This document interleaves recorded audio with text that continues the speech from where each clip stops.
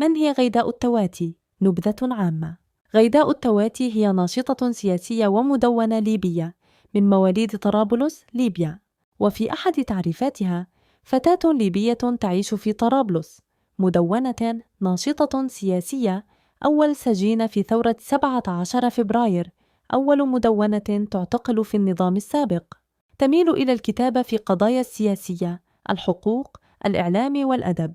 اشتهرت بآرائها الصريحة ونشاطها على وسائل التواصل الاجتماعي، خاصة فيما يتعلق بالشأن الليبي والقضايا السياسية في البلاد. كانت غيداء التواتي عضواً في نقابة الصحفيين الليبيين في عهد القذافي، ولا تزال تعمل كناشطة مستقلة.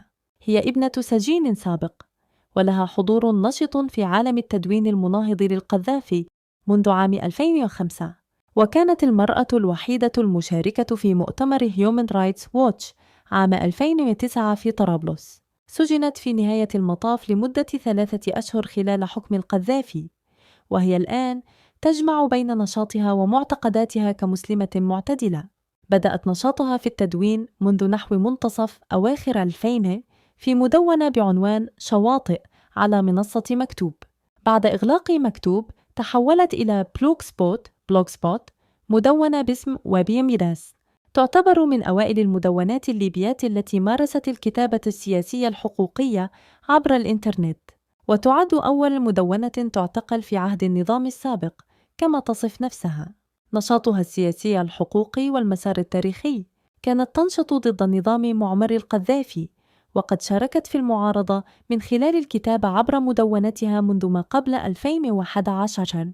خلال الانتفاضة الليبية تبع الثورة عام 2011 تحديداً 16 فبراير اعتقلت من قبل السلطات. خرجت من السجن بعد حوالي 3 أو 4 أشهر حسب روايتها. بعد سقوط النظام وضمن التغيرات في ليبيا، واصلت نشاطها كصحفية وناشطة مستقلة وكاتبة في منصات إعلامية ليبية.